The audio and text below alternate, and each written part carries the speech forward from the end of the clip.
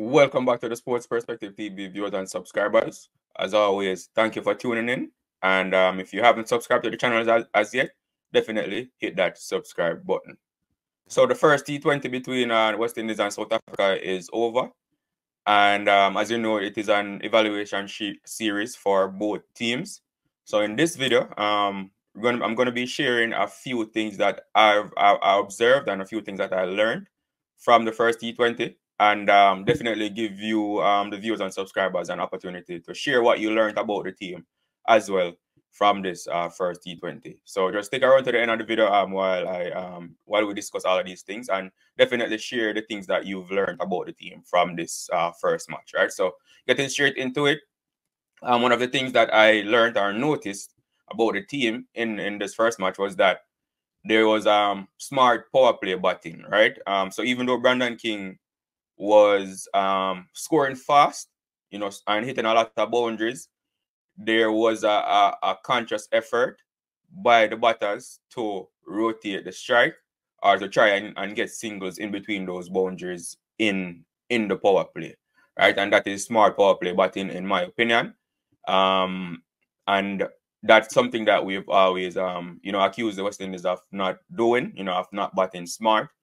And I definitely saw a conscious effort by them to try and rotate the strike or trying to mix in singles in between those boundaries in this first match, especially when King and Mayers were batting. Obviously, the team lost a lot of wickets towards the middle and back end of the innings. So the singles did come, but I'll say as far as the power play batting, there was definitely a conscious effort to get singles in between hitting those boundaries as well.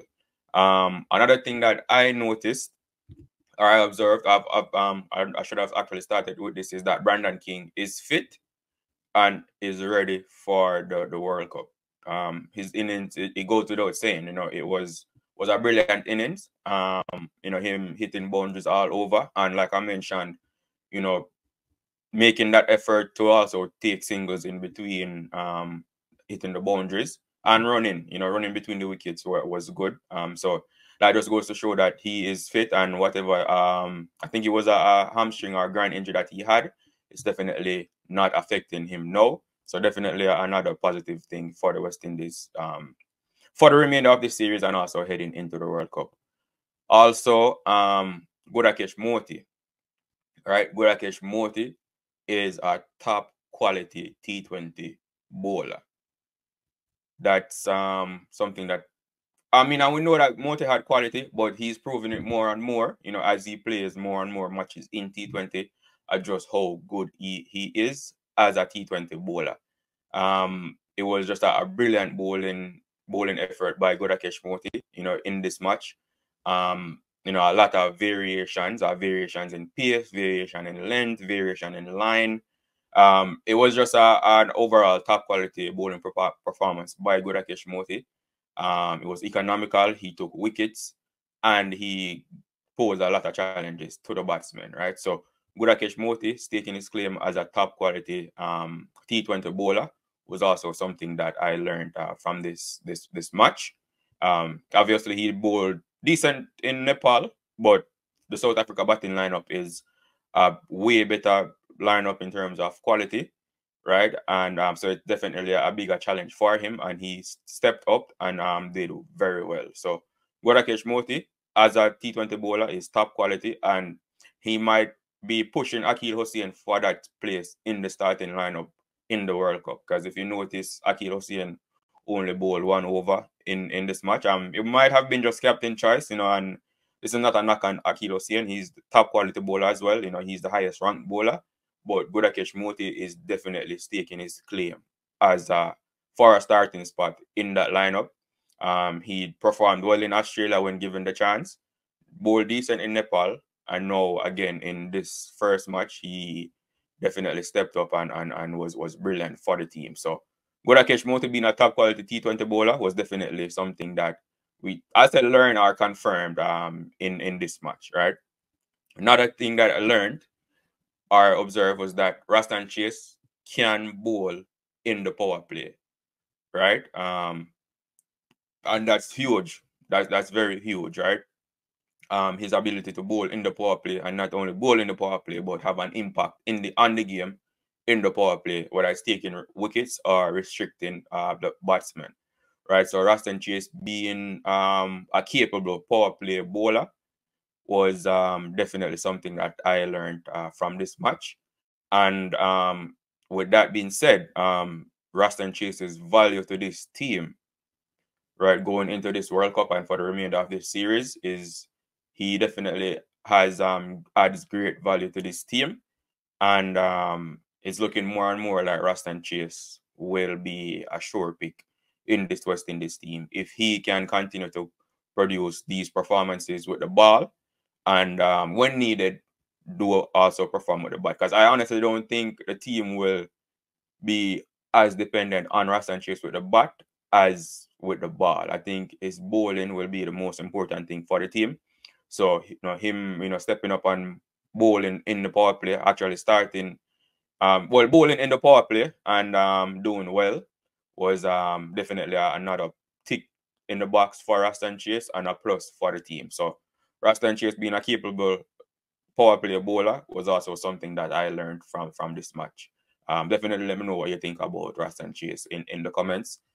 And another thing that I learned is that the competition for the reserve spots, it's very tight, and it will be a very tough decision for the coaching staff and selectors when determining who they want or they will include as reserves in this for the T20 World Cup, right? So in my opinion, I think they will have a batsman and a bowler as the reserves, right?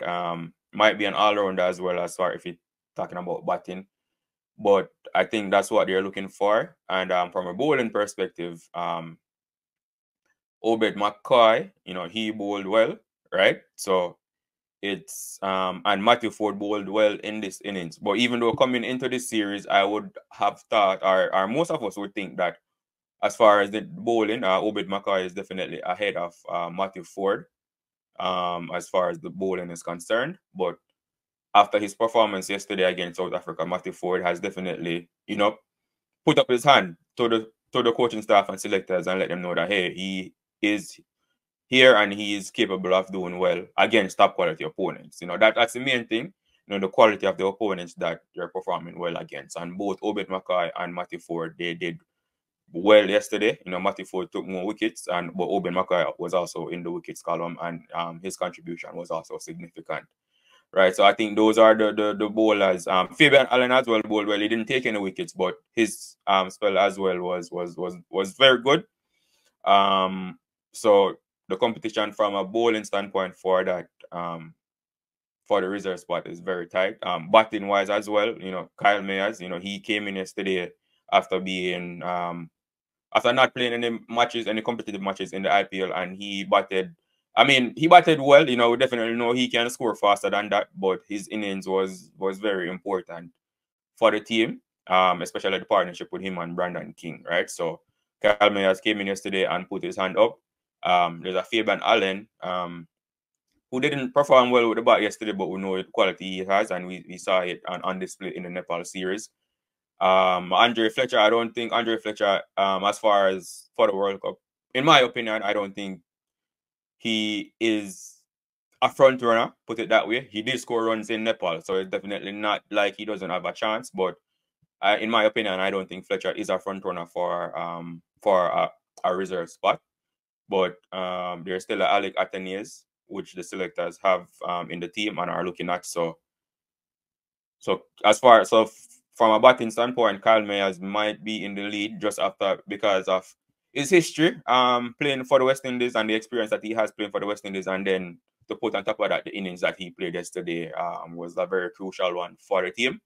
So Kyle Mayers might be in the lead as far as a batting reserve, but as far from a bowling standpoint, it will be tough, a tough choice for the selectors and Darren Summit to make as far as selecting the reserves. So those are some of the things that I learned from the first match. Again, just to recap, so West Indies making a conscious effort to bat Smart in the power play. Brandon King is fit and ready to go. You know, we saw that with his innings yesterday. Gudakesh Motie is a top quality T20 bowler, and he might be pushing Akil Hussain for that starting spot in the World Cup. Roston Chase can bowl in the power play, and with that, he adds a great value to the team. And the competition for the reserve spots is very tight. So those are some of the things that I learned from the match yesterday.